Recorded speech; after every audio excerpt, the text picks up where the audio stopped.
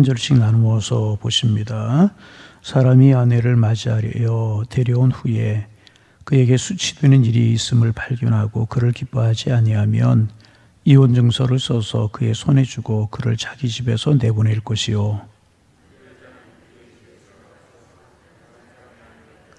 그의 둘째 남편도 그를 미워하여 이혼 증서를 써서 그의 손에 주고 그를 자기 집에서 내보냈거나 또는 그를 아내로 맞이한 둘째 남편이 죽었다 하자.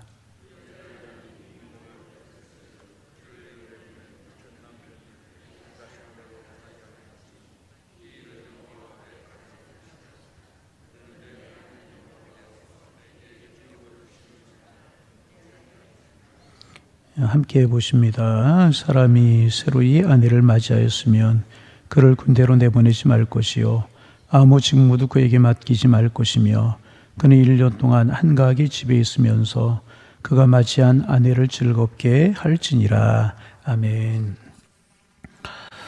우리가 이제 성경을 보면서 구약 성경에서는 레위기 같은 것을 보기가 참 어렵고 마태복음에서 그 신약에서는 마태복음 1장 같은 경우를 우리가 읽기가 참 어려울 때가 있어요.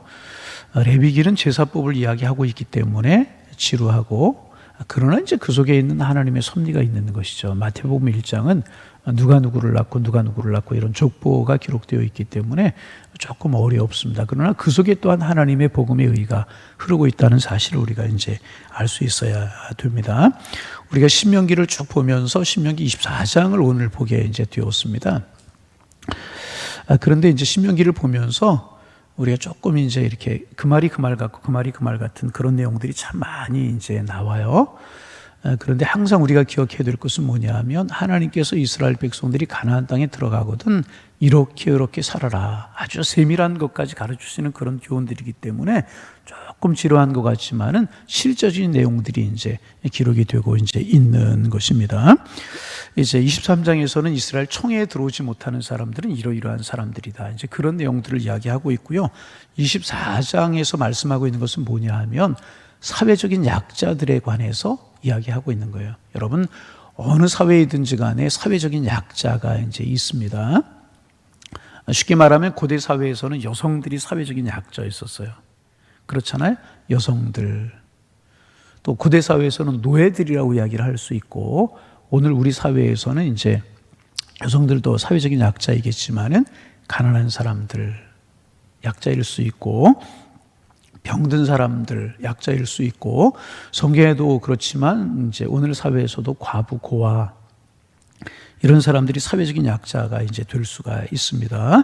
이런 이제 사회적인 약자에 관한 내용들 이렇게 해라 그런 것들이 이제 신명기 24장이라고 이야기를 할 수가 이제 있는데 먼저 우리가 읽은 1절부터 5절까지는 사회적인 약자 우리가 내일 가난한 사람들 사회적인 또 하나의 약자인 가난한 사람들이 내일 아침에 우리가 묵상을 하겠지만은 먼저 사회적인 약자들 중에서 여성들에 관해서 이야기하고 있는 것이 1절부터 5절이라고 이야기를 이제 할 수가 있습니다. 하나님께서는 이스라엘 안에서 여성들의 행복을 상당히 중요하게 생각을 이제 하셨습니다.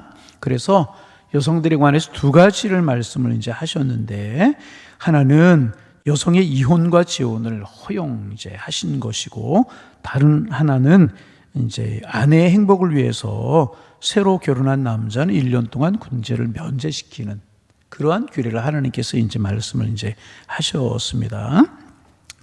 먼저 1년 동안 군대를 면제하는 것부터 살펴보도록 하겠습니다. 5절 말씀 우리 같이 한번 읽어볼까요? 5절 읽어봅니다.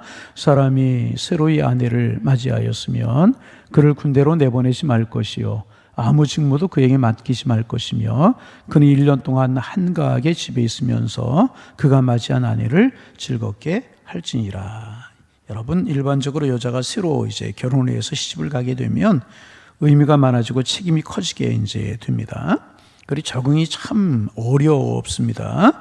그래서 하나님께서는 이스라엘에서 여자가 결혼하면 1년 동안 가장 행복하게 보낼 수 있도록 하라 이제 그런 말씀을 하고 계시는 것입니다. 그래서 결혼한 남자들은 1년 동안 아무 일도 맡기지 말고 오직 아내만 행복하게 해주도록 해라. 그런 말씀을 하고 계시는 것입니다. 그래서 전쟁이 터져도 전쟁터에 가지 말고 아내와 더불어 지내게 그렇게 하라고 하시는 것입니다. 그렇게 하면서 아내를 행복하게 이제 해주라는 것입니다. 그러면서 1년 동안 아내를 사랑하고 아내에게 헌신하면서 아내를 사랑하는데 훈련이 되어서 한평생 아내를 사랑하는데 어려움이 없게 하라. 그런 의도로 이제 이렇게 말씀을 하고 이제 계시는 것입니다. 그리고 또 하나 여성을 위한 배려가 무엇인가 하면 이혼을 허락하신 거예요. 여러분, 이것은 하나님의 엄청난 양보라고 이야기를 할 수 있어요. 여러분, 이제 하나님께서는 무슨 일이 있어도 절대로 이혼은 안 된다. 너희들 한 번 결혼하면 무조건 죽을 때까지 같이 살아야 된다. 이렇게 말씀하시는 것이 하나님의 성품으로 옳은 것입니다. 신약 성경에서도 예수님 그렇게 말씀을 이제 하시지 아니하셨습니까? 그럼에도 하나님께서는 인간의 일을 법으로 무자르듯이 할 수만 없다는 사실을 아시고 예외로 허용을 이제 하신 것입니다. 그리고 이제 이것이 율법이 가지는 큰 매력이라고 이야기를 할 수가 이제 있습니다. 하나님께서는 아무리 옳고 좋은 것이라고 할지라도 도저히 사람들이 받아들일 수 없을 때에는 강요해도 소용이 없다는 것을 아셨습니다. 여러분, 이제 결혼이라고 하는 것 좀 생각을 좀 해보면 한평생 상대방에게 남자도 그렇고 여자도 그렇고 마찬가지입니다. 결혼이라고 하는 것은 한평생 상대방에게 자신의 몸과 마음을 맡기는 것을 이제 말하는 것입니다.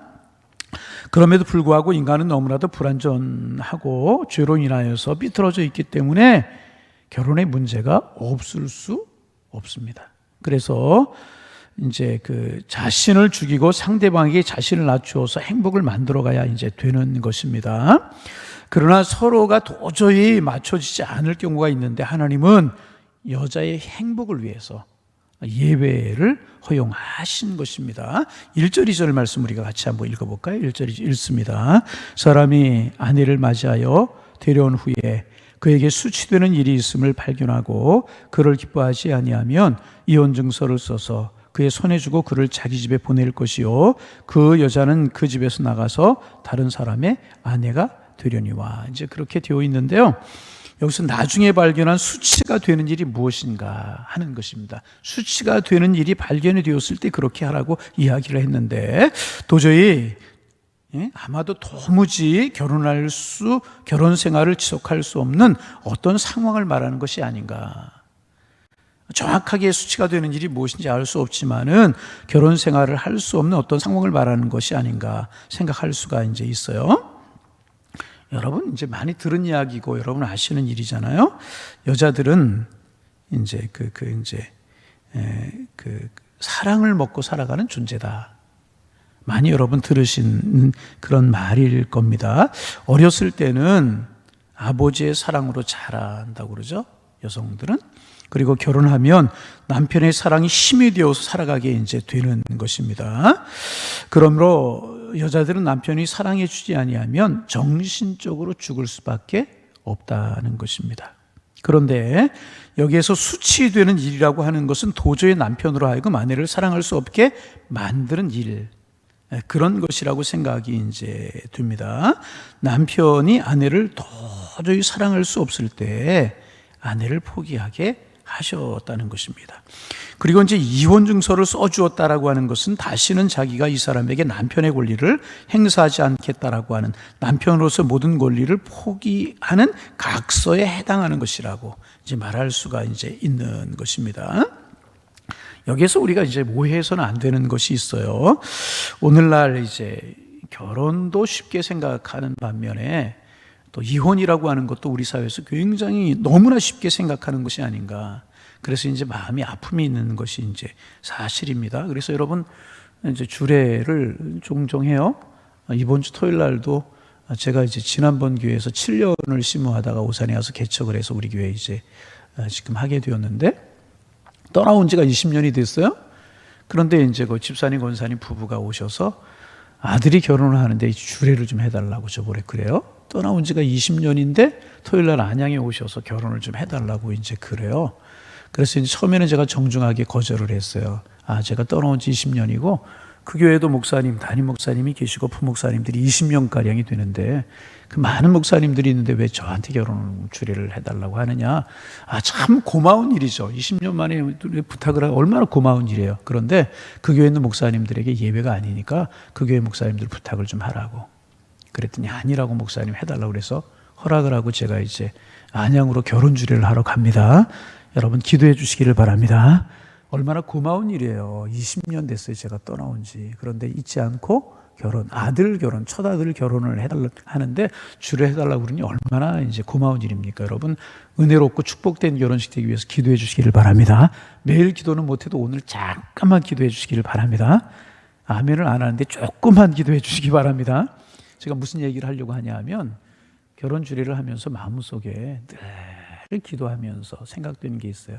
이들 잘 살아야 되는데, 행복하게 살아야 되는데. 그래서 어떤 본문을 택하든지 간에 결혼 주례 권면을 하면서 제목이 거의 제 결혼 주례 제목은 비슷해요. 행복한 가정, 행복한 부부, 행복하십시오. 뭐 이런 행복에 관한 주제로 말씀을 이제 드리게 이제 됩니다. 결혼하는 이분들이 행복해야 될 텐데, 또 잘 살아야 될 텐데, 아멘 안 하셔요? 그런 이제 마음이 이제 있어요. 그런데 요즘 왜 그렇습니까? 결혼을 하고 헤어지는 그런 부부들이 참 많이 있잖아요. 요즘 이제 우리 사회에서 결혼해가지고 이혼하는 그러니까 이혼 비율이 가장 높은 것이 무엇인가 그러면 불륜이래요. 불륜. 상대방에게 최선을 다하지 못하고 자기 마음대로 하는 불륜.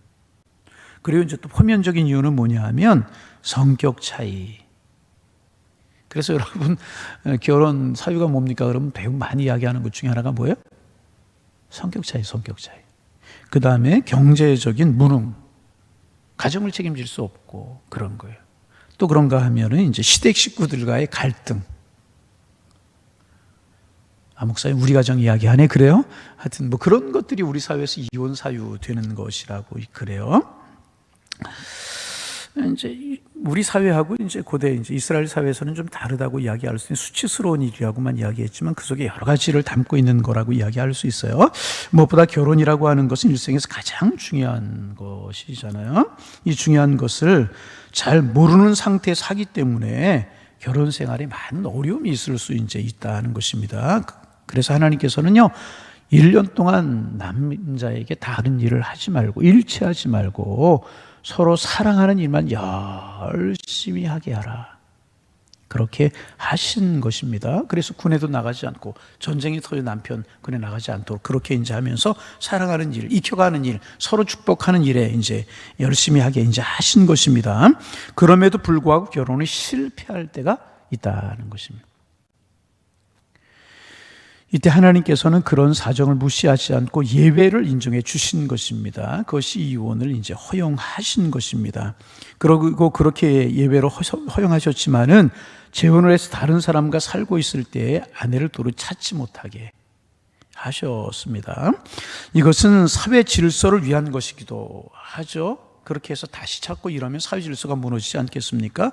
그러나 그 중심이 있어요. 그 중심이 무엇인가 하면 다시 행복을 찾아 살고 있는 여성에게 자기 권리를 주장한다면 이것이 또다시 불행이 될 수 있기 때문에 그렇게 하라. 행복을 뺏지 말라. 그렇게 말씀을 이제 하신 것입니다. 신약 성경에도 보면 예수님께서 이 결혼과 이혼에 대해서 말씀하신 것이 있죠. 예수님의 말씀이 아주 보수적인 이렇게 말씀하셨어요. 그러므로 하나님이 짝지으신 것을 사람이 나누지 못할지니라. 그렇게 말씀을 하셨어요. 이르시되 누구든지 그 아내를 버리고 다른 데로 장가드는 자는 본처에게 간음을 행함이요 또 아내가 남편을 버리고 다른 데로 시집가면 간음을 행함이다. 마태복음 10장에서 말씀을 이제 하셨습니다. 우리가 기억해야 될 사실은 뭐냐 하면 우리의 인생에서 결혼의 행복, 그것과 신앙의 자유보다 더 중요한 것은 없는 것입니다. 그런데 사람들은 그 가치를 잘 모르고 살아 이제 가게 되는 거예요. 그래서 여러분 이 말씀하시는 이제 내일 아침 가난한 사람들에 대한 사회적인 약자에 대한 배려를 말씀하시는 거 우리가 묵상하겠지만은 오늘 이제 그 쭉 뭐 결혼 이혼 이렇게 쭉 이야기하는데 그 정신이 무엇인가 이제 하는 것을 우리가 알아야 되는데 그것이 뭐냐 하면 행복의 권리를 침해하지 말라. 그런 것이라고 이야기를 할 수 있고 행복을 빼앗으면 안 된다는 것입니다. 그렇게 하기 위해서는 어떻게 하는가? 아내는 남편의 가치를 소중하게 여기고 행복을 지켜주기 위해서 노력하고 또 남편은 아내의 행복을 지켜주기 위해서 노력할 때 진정한 인생의 진정한 삶의 행복이 될 수가 있을 수 있다는 거예요. 이 구약 시대 때에 왜 이런 이야기 이제 예외 조항을 허락하고 재혼을 허락하고 그랬는가? 사회적인 약자를 배려하고 그 사회적인 약자 중에 한 사람이 누군가 여성들이라는 것입니다.